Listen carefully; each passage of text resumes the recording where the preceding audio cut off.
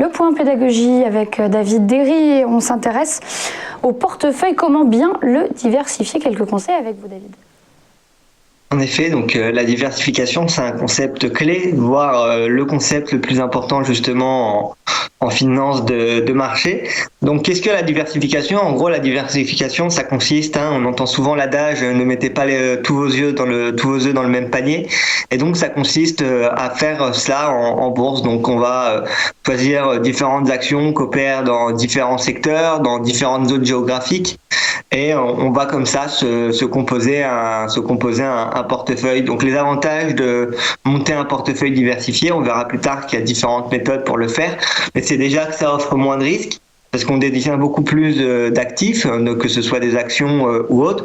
On a aussi une meilleure exposition au secteur et aux différents types d'entreprises. Donc on est moins à risque que si on était investi que sur un type de secteur. Par exemple, on investit que sur les bancaires ou un autre sous-domaine. On est exposé à la volatilité de ce milieu-là, alors que dans un portefeuille diversifié, on risque moins. Et puis ensuite, on a une meilleure stabilité du portefeuille, parce qu'on a plus d'options pour investir justement dans un portefeuille diversifié. Et donc, dans un portefeuille diversifié, qu'est-ce qu'on va y regrouper? On va y regrouper différents éléments. Donc, on va y regrouper différents types d'instruments. On va y regrouper, donc, par exemple, des actions, comme je le disais. On va y regrouper des matières premières, des devises. On peut aussi y ajouter des fonds, donc des ETF. On peut y ajouter de l'immobilier. Donc, en tout ce qui est fonds immobiliers, on verra un peu plus tard que ça peut offrir des opportunités intéressantes, ou même on fait un mix entre des obligations, enfin on met un peu tous les produits qu'on peut trouver en fonction des préférences de chacun et des avis, et donc va permettre comme ça d'avoir un portefeuille qui va pas être alloué donc seulement sur un secteur ou seulement sur une action, mais vraiment quelque chose de diversifié. Et donc pour les gens qui le souhaitent, il y a différentes méthodes pour mettre en place un portefeuille diversifié. Donc on a deux grandes méthodes qui sont notamment connues dans la diversification du portefeuille. On a le modèle de Swensen. Donc le modèle de Swensen, ça consiste à faire une allocation de 55% sur des actions et justement 45% sur des actifs un peu moins risqués. Donc on a par exemple dans ce modèle, on va avoir 30% d'actions américaines, 15% d'actions internationales, 10% sur des marchés émergents. Donc ça c'est pour la partie action, et puis ensuite on va avoir 15% de parts justement dans des trusts d'investissement immobilier.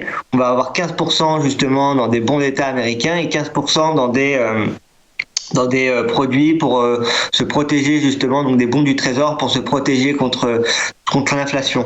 Donc on voit qu'on a un peu toutes sortes de types d'actifs et qu'on est comme ça à l'abri si quelque chose se passe. Et puis on a une deuxième méthode qui est sans doute aujourd'hui la plus enseignée dans les écoles de commerce et à travers le monde.